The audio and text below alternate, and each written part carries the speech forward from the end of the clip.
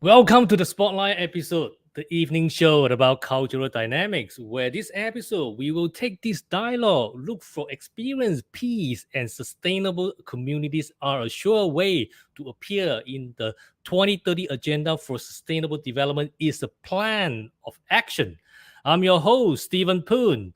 Good evening to all the audience tuning in. The Spotlight Dialogue episode 20 is brought to you by the regular team of the Special Interest Group in Circular Society from Integrated Sustainability and Urban Creativity Center, acronym as ISUC, also known as ISUC, at Asia Pacific University of Technology and Innovation, APU.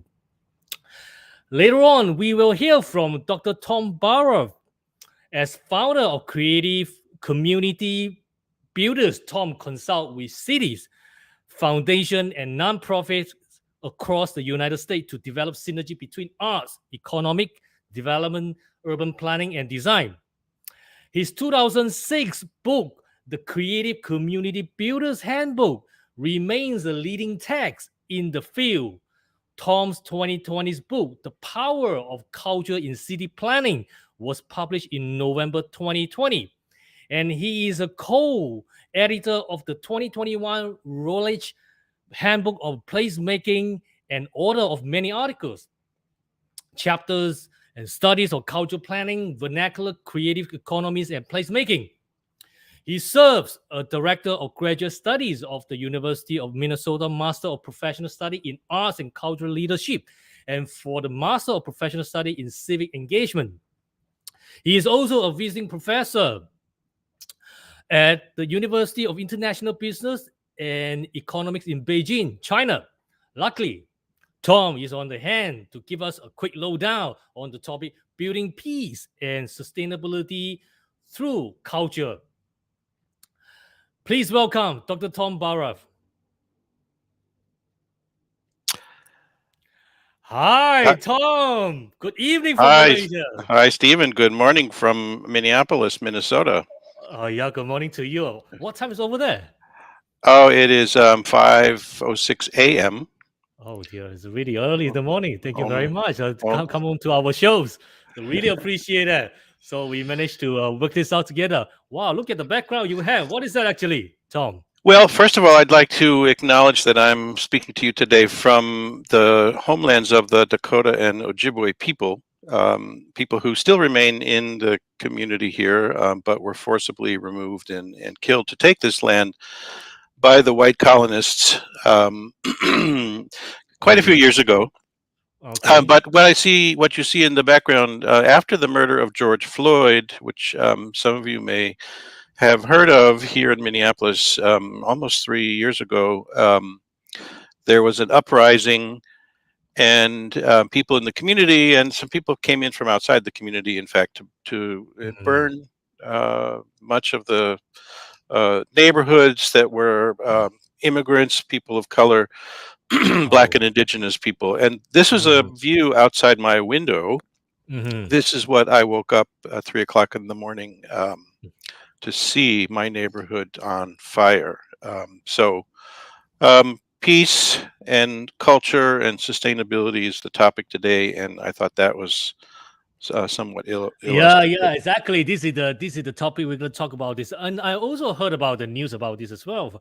But of course, it doesn't really become a big news over here. But I happened to read through about the news. I think it was quite sad actually, because some differences also have a different opinions, and people want to find something to be blamed. So then, unfortunately, this is always like the colors, right? Like us, the colors are always get into the trouble, if especially in the Western world. But nonetheless, I don't think it's everybody is like this. Tom, you're not like this. We are good friends, and I know a lot of which are Europeans, and those are the Americans also, and we are all really get along with each other. But I think it's just only a certain amount of people. I think this is the minority, so it's not a really big issue. But of course, this become a snowball if it doesn't really work out well. Especially, I think that in the past, Donald Trump always win out, all this kind of like issue about what is the differences between people and people, colors and non-color, things like that. So, okay, great. And how's the weather over there today? Well, I haven't been outside yet, but it is summer here, and it's been fairly warm. Okay, that's nice. Okay, but Malaysia is really hot. Actually, it's not just warm; it's hot. Heat wave. So, but lately it was quite okay. But a few weeks ago, it was quite bad. Really heat, really heat, and then you have to really like stay outside all the time and get cold drink.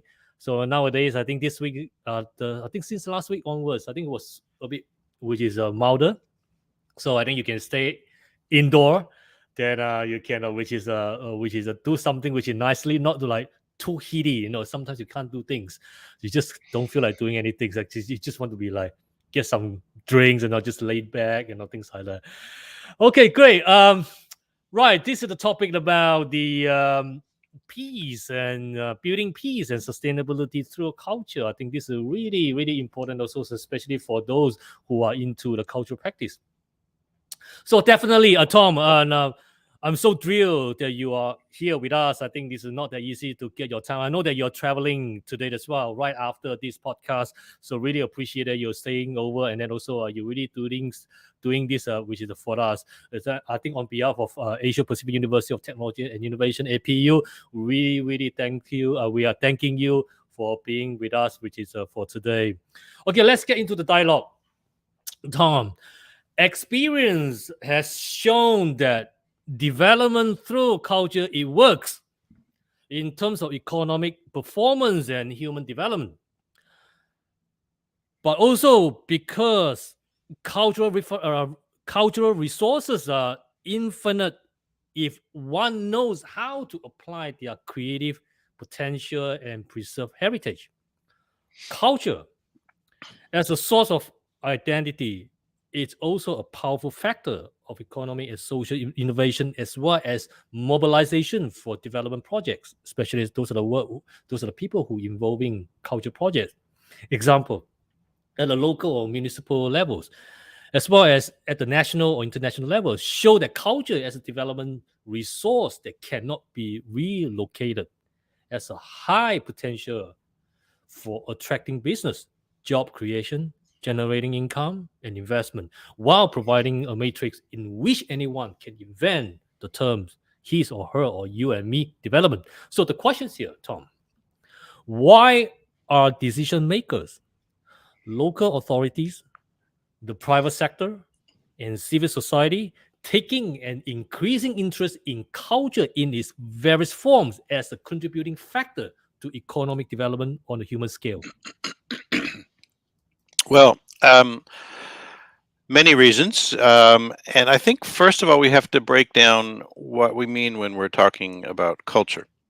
In my book, The Power of Culture in City Planning, I try to distinguish between the culture in the sense of creativity and the arts and, those sorts of more high-end things that we involve ourselves in, to with the culture of everyday life, our ways of living in the anthropological sense, or in the sense more relevant to city planning and community building, ways of living together.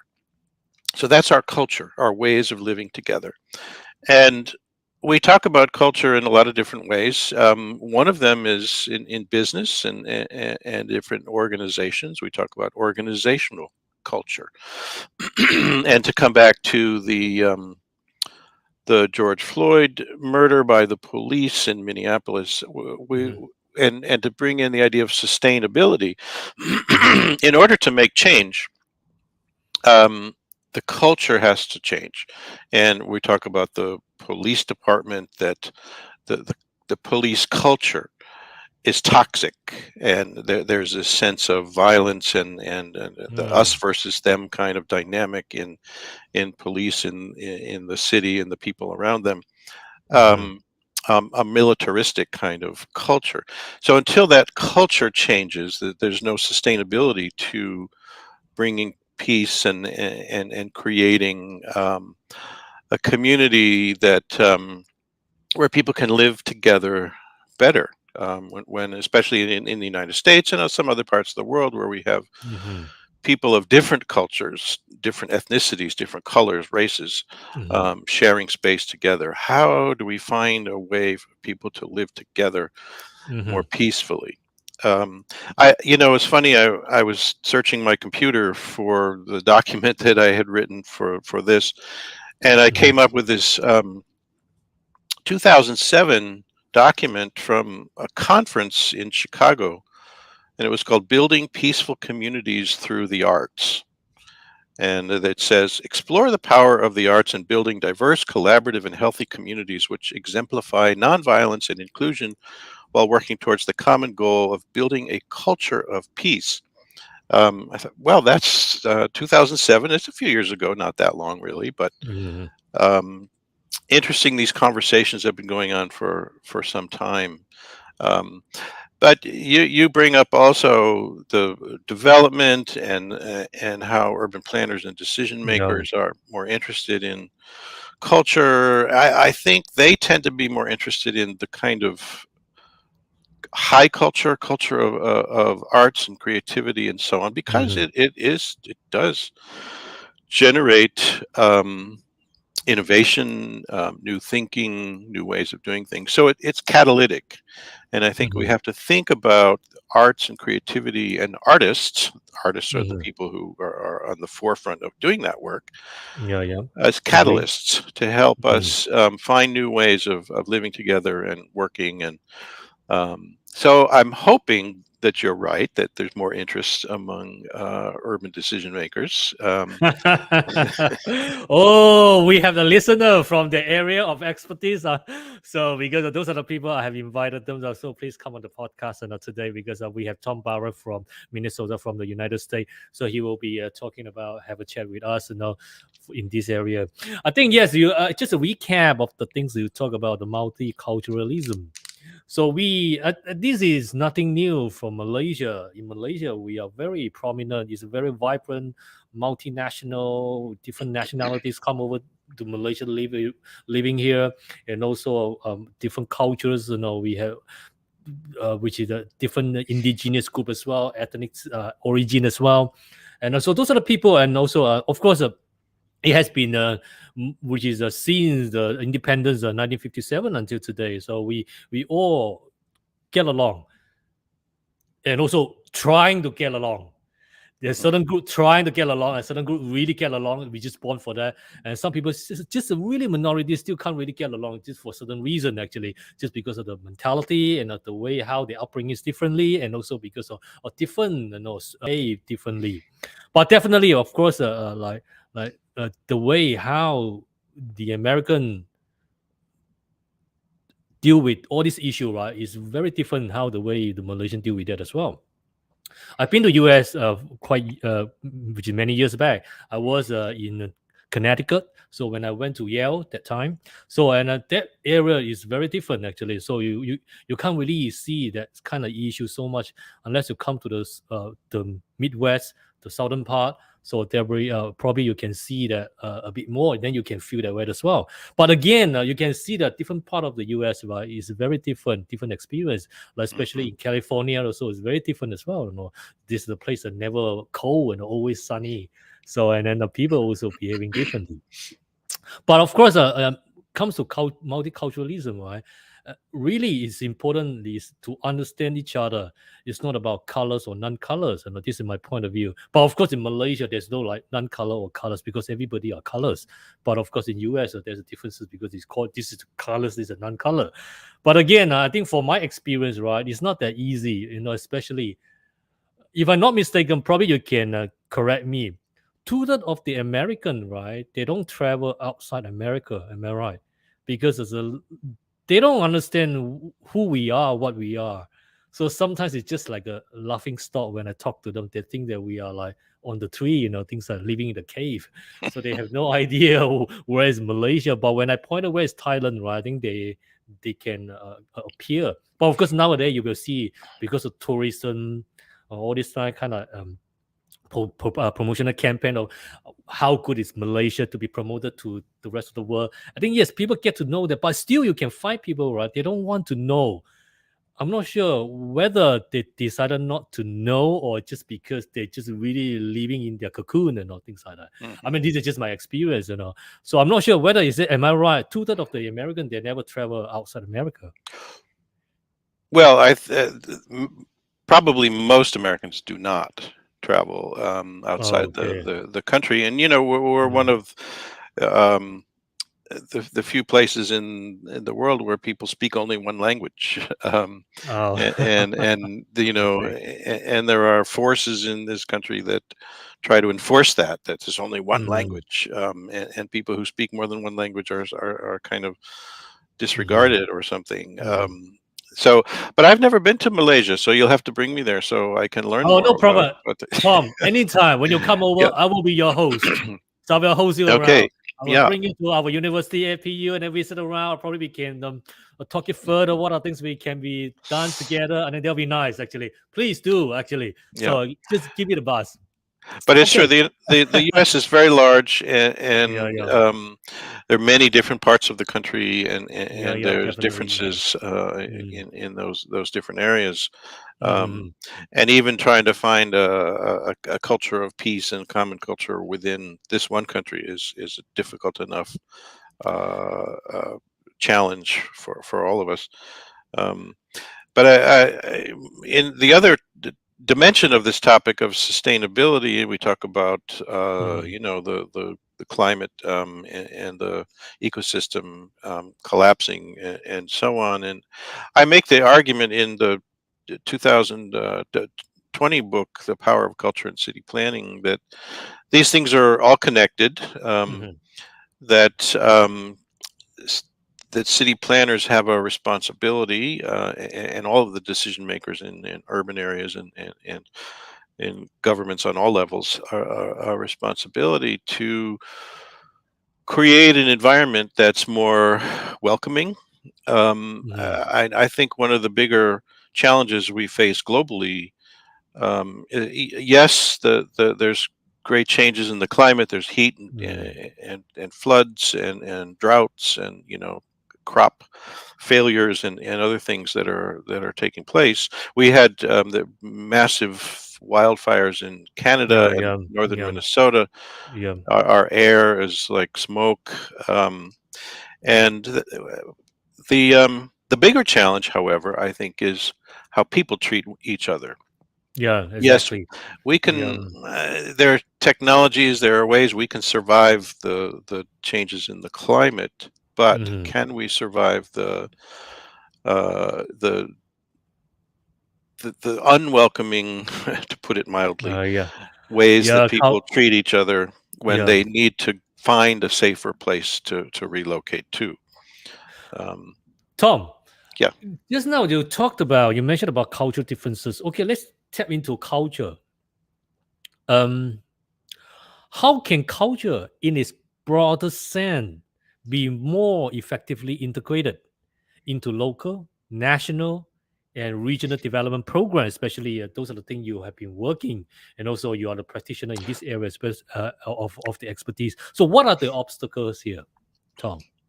Well, again, a lot of these things are connected, and I started out by describing the colonial nature of the European people who came to this Hmm. continent and Hmm. felt it was their right to take over the land and so on. So there's a colonial way of thinking about culture that we need to change also.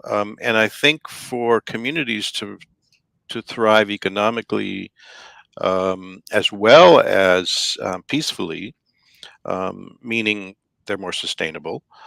Um, we need to better appreciate cultures in their local sense, or what I in my book call vernacular cultures. I'm Hmm. not the first person to use that term, but this idea of the vernacular, meaning the what is local, what is typical and characteristic of a local community, to appreciate the vast differences in vernacular cultures, and ways of doing things and creativity in all places, as opposed to trying to import or impose a certain kind of culture or methods of creativity from one place to another.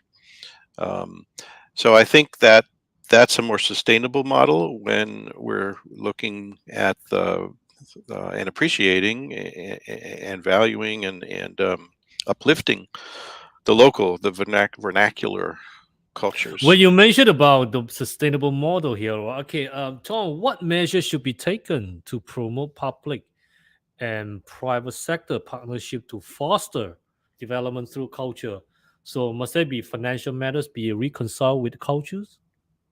Well, supporting local and indigenous and um, traditional artists and the arts is one place to start, because Mhm, those are the folks, like I said earlier, it's the artists who are the real catalysts and who energize our ways of thinking and doing things and remind us mhm, of mhm, our history and traditions and so on, so that we can uplift those. So those kinds of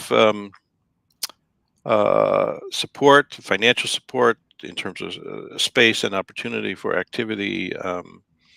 There's public policy on small levels in terms of like street performance and serving food outdoors and so on, which in some Mm, parts, in this country anyway, are forbidden. Um, so opening up to the creativity of our communities through support of artists is one really important place to begin. Um, and also creating, because I've done a lot of work in um, cultural and districts and cultural corridors.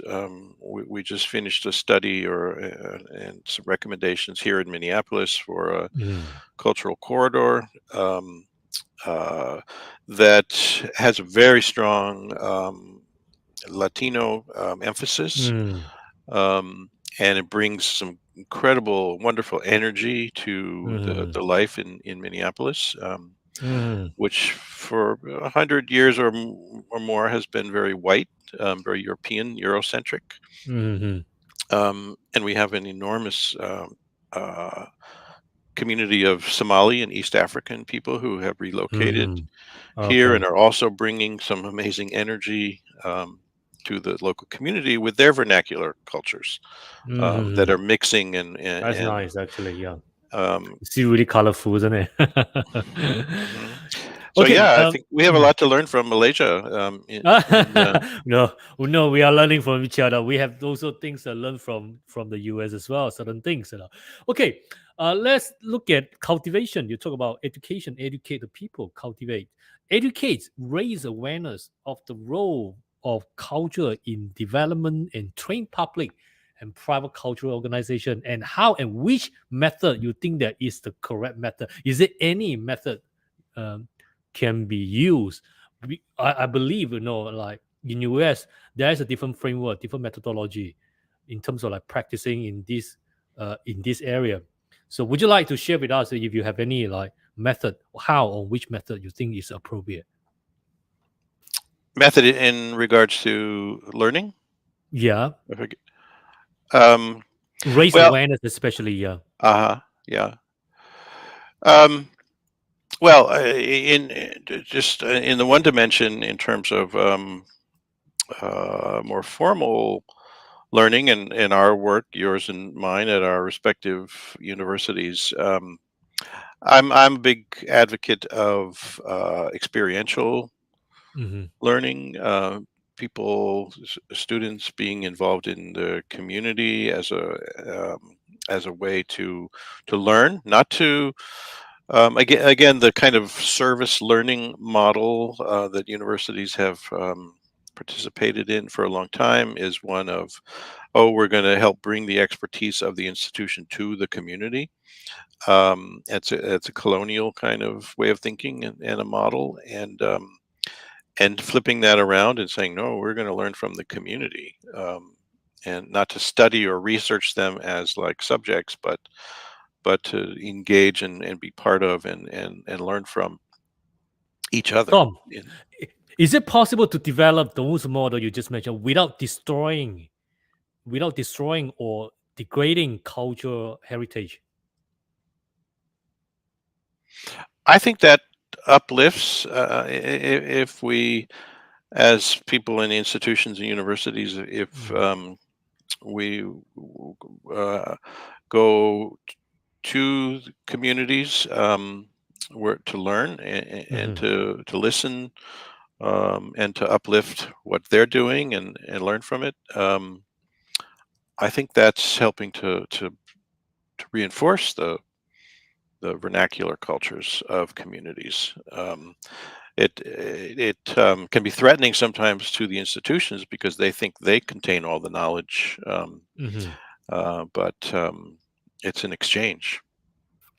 Okay, Tom, I'm going to ask you some kind of quantitative questions here. Do culture and development projects have a measurable cultural bonus? Especially, is there any result and performance indicators could measure actual development through culture? Wow, that's like a really tough question. I Yeah, I mean, I know that. I know this is just a kind of coming to my mind. Is there yeah. any tools actually to measure this? Because there's a lot of case study which is getting around, not just Mhm, only in the U.S. society. There's also in Malaysia, but of course, this is really minor.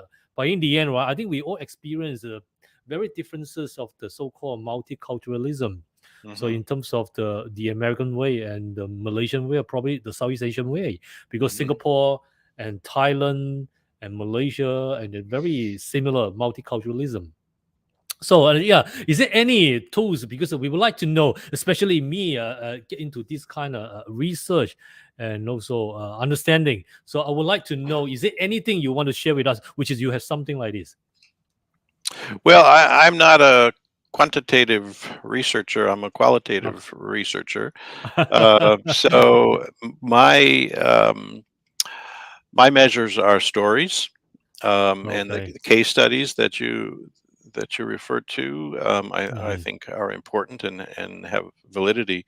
Um, I'm dependent on my colleagues who are the quantitative researchers to figure out how to uh, put numbers or put you know those kind of ways of measuring those. But I'm a big advocate of how stories not only inform us, but stories shape the world. And there's a lot of thinkers in the city planning area mhm, who say it's all about stories. It's what are the stories we tell ourselves about what was and what is mhm, and what we want to see.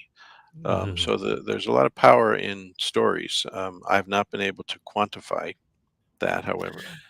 Yeah, of course, there's a different way how we approach that. Of course, I'm also a qualitative person as a interpretivist, but of course, sometimes we need to question ourselves. What is the quantitative aspect actually? How do we measure this? But sometimes it's good to know that, instead of just only really hardcore qualitative.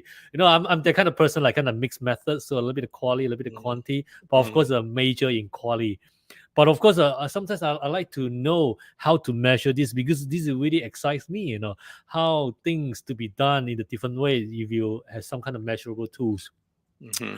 Okay, okay, Tom. Let's.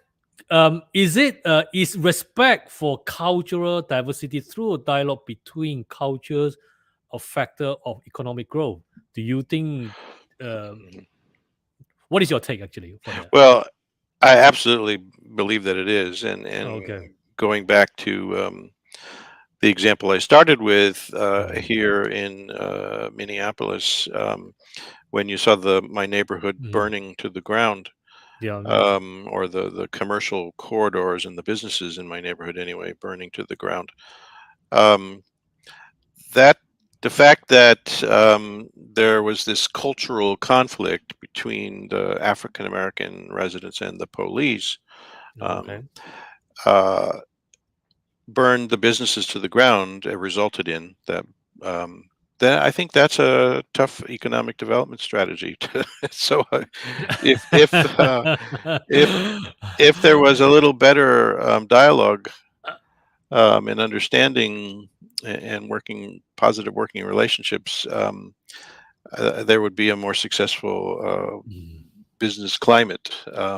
So I think that plays out not only on the very local level that I'm describing, but mm. I think that plays out on the larger level. In the United States, our Secretary of State just traveled to China and Yeah, met yeah, with the premier and so on. yeah, And yeah. these dialogues that go on, or Mhm. which are not easy, I'm sure, very important on all levels. So Yeah, it is actually. It's not that easy, and then also that we,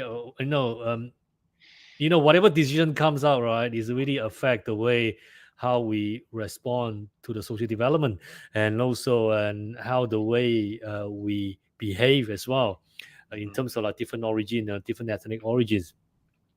So, okay, let's we are going to change the gears a little bit here. So we have been talking about, which is all the concern that we have been discussing, which is just now earlier on the show. So I would like you to be able to share your idea differently, see what other listener are thinking about that in a little bit. So, legislative frameworks, cultural policy, and support programs have traditionally been tailored to the needs of particular sectors. So, Tom, in your view, how can sector specific approaches be reconciled with broad-based, intersectoral, people-centered policies?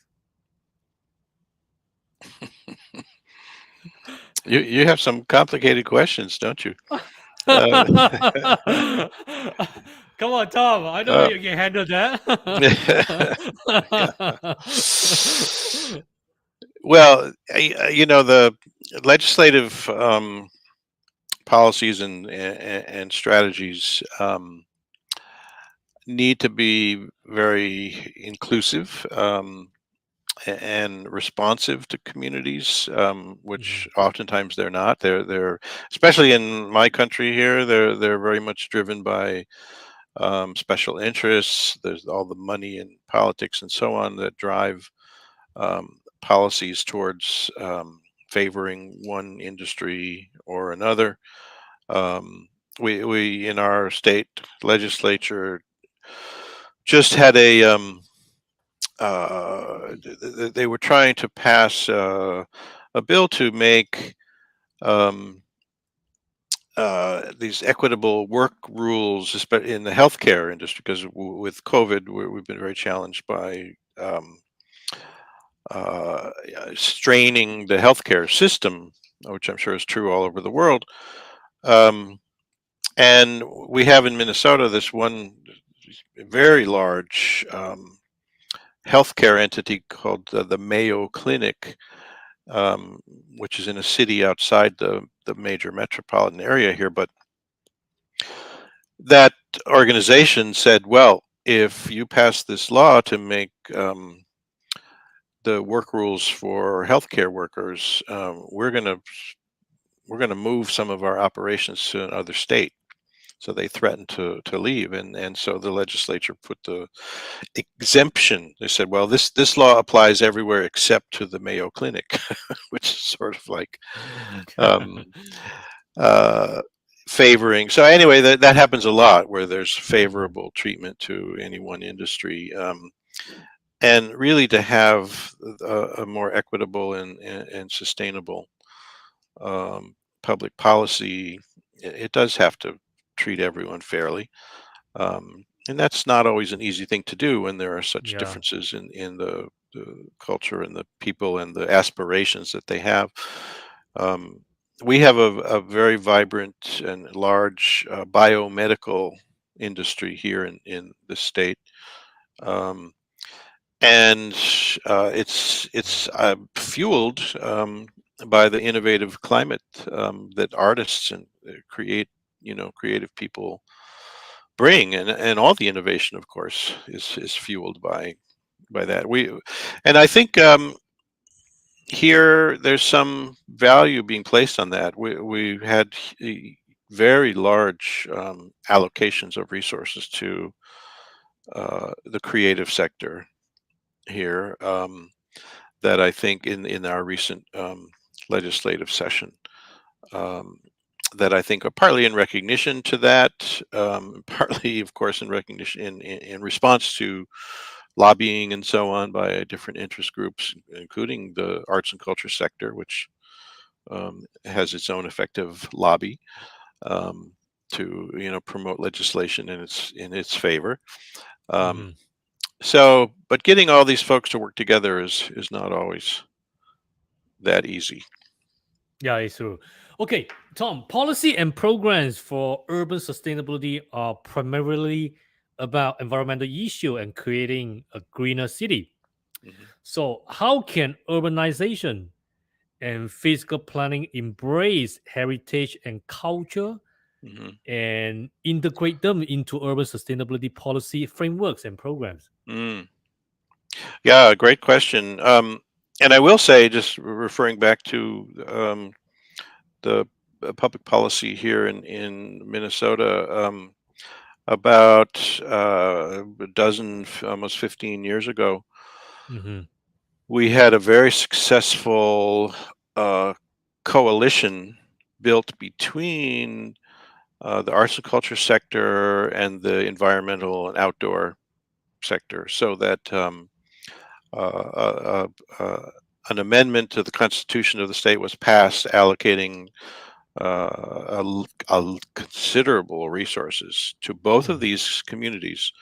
Um, so there's a lot of money available for clean air and water and recreation kinds of Mm-hmm. things, as well as for arts and culture and creativity. Mm-hmm. They probably don't work together as much as they should, but they successfully work together to get a lot of resources.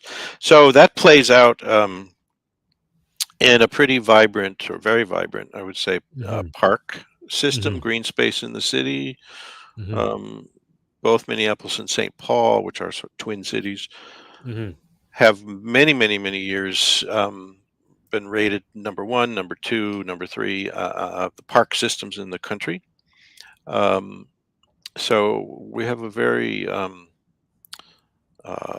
vibrant outdoor and green space activity here, and so finding ways for groups like that to work together to leverage resources is really, and policy, favorable policy, of course, Mm-hmm. is really important. And I think maybe Chicago actually is a better example of where green Mm-hmm. roofs, Yeah. so rooftops and bringing that into cities. But we have some here as well, and I think those are really important for urban planners and designers Mm-hmm. um, uh, to better appreciate Mm-hmm. um, our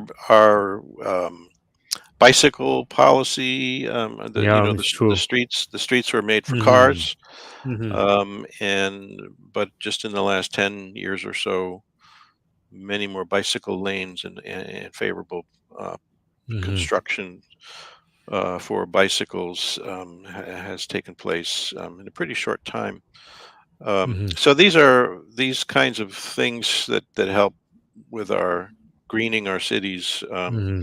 and making more sustainable urban environments. They're slow and they take time and collaboration amongst people, but they can move forward and they need to.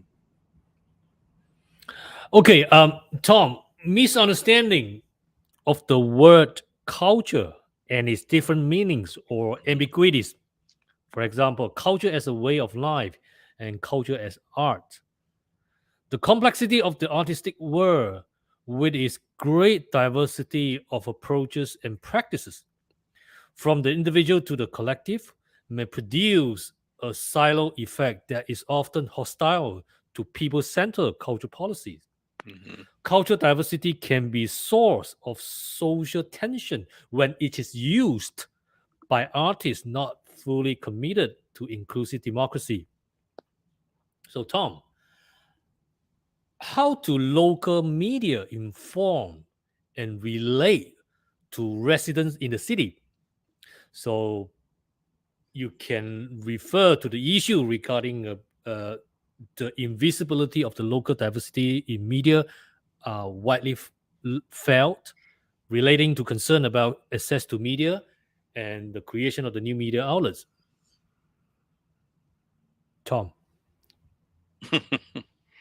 Well, in my lifetime, what we know as the local media has changed quite a lot.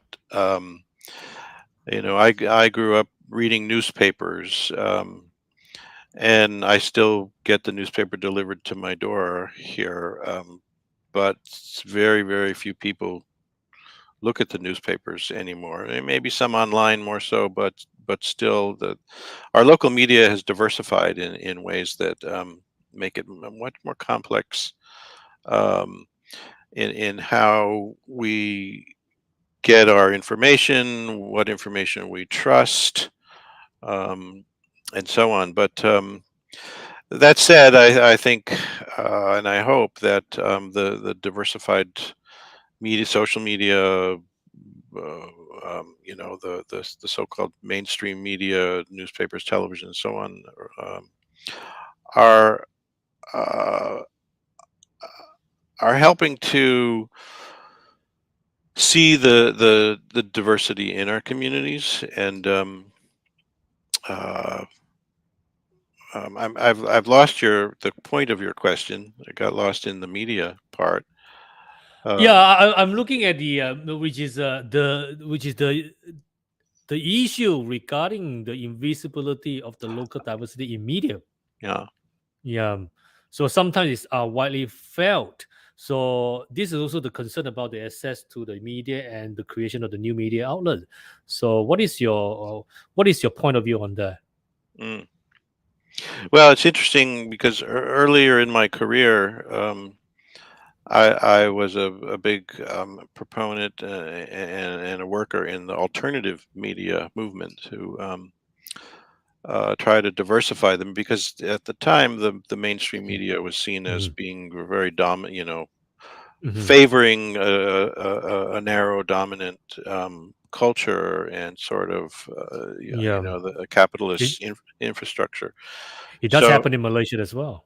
yeah, so I was working with many people to in that movement to try to change that, and on some level there's been considerable success because the mainstream dominant media is now shrunk enormously in terms of its Mhm, influence and so on. And we have a variety of different highly opinionated media sources in different directions. mhm, So it's become very difficult for people to know what to believe or to trust, or they believe different, very vastly different things. Um, so local media has been a problem. I mean, and national media, of course, but it's hard to say how if the cultural diversity is now more visible than it was in the past. It probably is because there's so much diversity, but it's also brought about more conflict, and that's a challenge in our communities, as we've been discussing. Um, Yeah, Tom, culture cannot be measured and monitored like other areas of sustainability seen, which is important, non-quantifiable and invisible dimension, according to what you just said. So UNESCO has done some important work in the area of the indicators for culture in mm, development. mm, So according to your understanding, how can we know that culture is contributing to strengthening and enriching local sustainability, resilience, and holistic development? mm. Well, there's a lot more research. I mean, having those measures or indicators is helpful, but as far as I know, there hasn't been a lot of actual research using those to tell the stories. There are many case studies again that indicate some wonderful things, and I've traveled in many different countries in the world and witnessed some terrific work Yeah. through culture and the arts and creativity and building Mm. a more vibrant communities. But I don't know that yet there's been enough uh, quantitative research, as difficult as it is to quantify these things, um, to really tell this story in a bigger way. I mean, it takes many studies. You don't just do one and say, okay, Mhm. that's the answer, because there's Okay. so many Mhm. different factors. Mhm. Okay. Tom, how can we encourage and stimulate the democratic participation of citizens in the formulation, exercise, and evaluation of public policies on culture? Mhm. Well, that's the topic of a new book that I'm working on. Yeah. Okay. And co-editing with a colleague from Philadelphia. And we have 20 authors that that have from different parts of the world. Um, the title of the new book is "Democracy as Creative Practice: Weaving a Culture of Civic Life." Um, so we have found many stories. Again, this is storytelling, and it's a part of the qualitative research ways. But we've observed around the world many artists and creative people and some organizations that are engaging people in learning and changing their ways of life and behavior and interacting with each other that really promote this kind of Mhm, engagement and what we're calling a culture of democracy. mhm, It's like that earlier conference from 2007 I mentioned. They're trying to develop a culture of peace. Um, well, we see developing a culture of democracy as a really important thing and something that many artists have been doing, not always articulating it as such, uh, but bringing people together in more high functioning civic structures, and solving problems and building agreement and taking action together. This kind of more generic term of democracy, as well as participation in ultimately in the systems and institutions of democracy. But from the collection from around the world that we were able to bring together, we're seeing artists in place-based work who are building a culture of democracy in learning environments, through teaching and working with young people of all ages, um, mhm, and in sort of their aesthetic practices and how those aesthetic practices can engage people creatively and empower people, as mhm. opposed to aesthetic practices that sort of put people at a Yeah, distance yeah, or and then finally, artists actually involved in civic processes, who are bringing people into civic processes in some new and creative ways. So this, we hope maybe 2024, um, to have this new book, about weaving a culture of civic life. Um, so again, these are stories. That's very nice. But I'm looking forward to your books actually this in 2024. mhm, Okay, Tom, I think right, I think it's a time to take a look at the question posted by the audience. Let's look at the questions. I think we have question from the audience. Let's look at the question. Okay, what are your thoughts about the conventional sustainability culture and narrative that has been founded on guilt and doing less harm? Right, this is from Lee Chin from UK. I think, mm. yeah, and also uh, someone I know as well. Thank you, Lee Chin. Well, that's a great question, Yeah. and it takes many different approaches to try to get the job done, and um, there is guilt, and pointing fingers, sometimes is necessary. Personally, my um, commitment in my lifetime has been in building alternatives, um, as opposed to being an agitator pointing fingers. But I value the people who do that, because it's often necessary to identify the people who are responsible for things, and so that kind of sustainability culture, it takes, again, it's appreciating all the different kinds of cultures of sustainability. My personal approach, as I said, has been about building alternatives, and but I value the work of many people. Mhm. Okay, Tom, let's continue with what we just left off. How can greater citizen participation in governance be balanced with professional expertise Mm, to best assess cultural proposal and organization? mm. Well, again, that's a difficult question because it's almost a case by case basis. Um, Okay.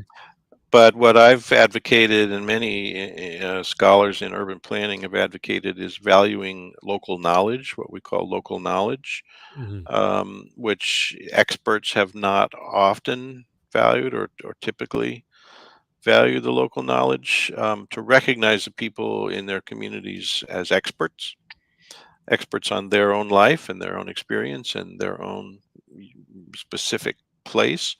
Um, uh, Typically, experts have kind of come from outside or come from top down, kind of saying, "Okay, here's your solution. What do you think?" I mean, mhm. sometimes they don't even ask, "What do you think?" They just impose their solutions.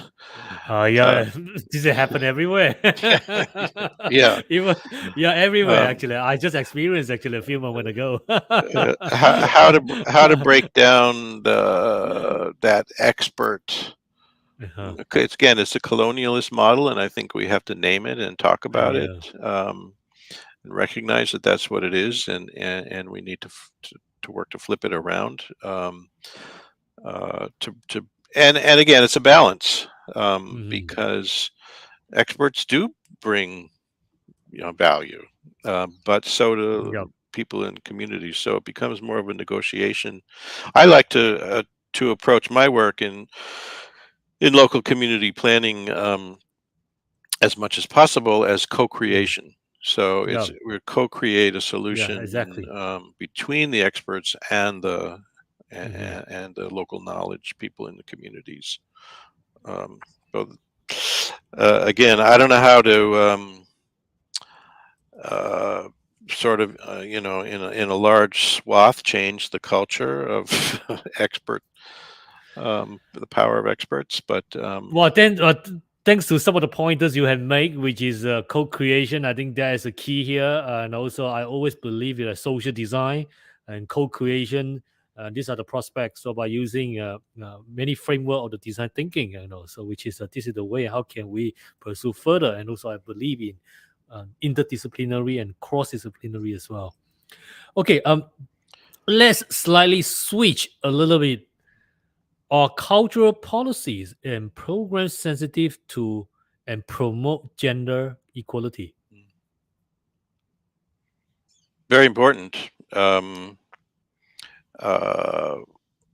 and that plays out in all kinds of ways in urban design. There's been a lot of interesting work around, gender-based design practices, and of course, I mean, historically, most of, if in many cases, all of, the urban designers and architects and so on have been male.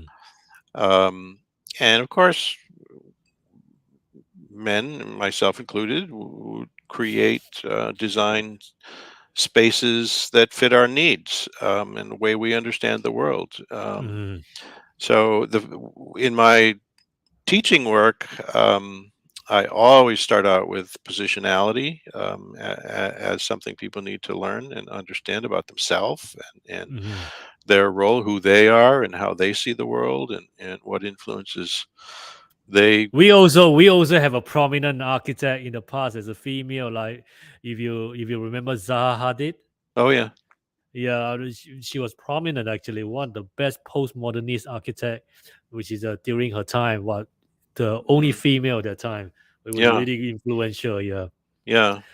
And there, there's more, but still very few. yeah.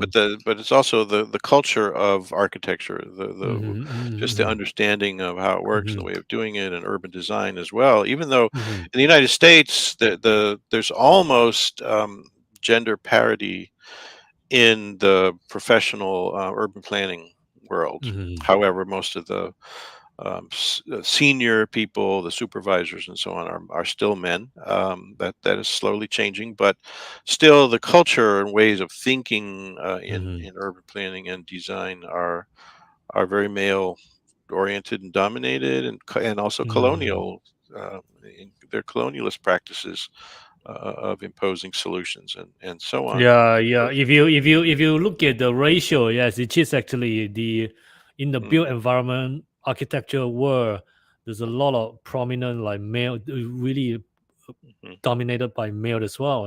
Really a lot. So I know that, and I quite often working with the architects in Malaysia and also architects in Singapore, and even in places in China, like in Korea as well. And so I get to mhm, know many architects from the different places, right? Mainly they are male. Yes, it mhm. is actually. So I don't really see female, but I do see female, but it's not. I mean, I can remember how many, but I can't remember how many male architects because it's too many. So female, Yeah, yeah, I mean, you can and count how many female. Yeah. and of course, there's some data on people who work in the arts, at least in the Hmm. United Hmm. States. It's very dominantly female. Hmm. The employees in the arts and culture sector Hmm. are largely female. Of course, the most senior executives and so on tend to be male. But my experience, I'm going to China next week Oh, to that's be nice. Which part of teaching China? in Beijing, Oh, Beijing. Okay. to be teaching cultural planning again. And my classroom of 60 students in the room, Okay. and three-quarters are female. Oh. So it's the cultural planning tends to attract more women to the field. Um, Hmm. the courses in economics and business and so Hmm. on are more male. So Hmm. it's even more so in my experience in China and in South Korea, um, than in the United States. The United States, I mean, yes, there are more women in colleges and universities than men in the United States now. Hmm. Um, uh, but it's Yeah, of same course, like in Malaysia. Actually, more female. Yeah, more yeah, female in the university. Yeah. yeah. Okay, We're Tom. we're w- dinosaurs. So yeah, we are the digital immigrants. Put it this way, dinosaur. Okay. Let's continue with the gender issue here. Okay, Tom, what strategy should be considered to place the issue of gender at the center mm, of the cultural policy? mm. Wow, again, difficult questions. I haven't Hope worked so. out a set of strategies to do that, but I know that it's a very important thing that we do. So elevating the voices in our work as educators in universities, um, elevating the voices and focusing on scholarship and so on, Mhm. that highlights the role of women and new ways of thinking about design.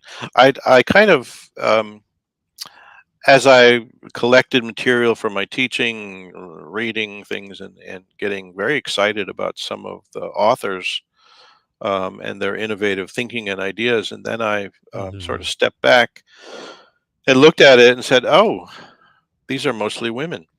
It's like, you Yeah, know, true. Yeah.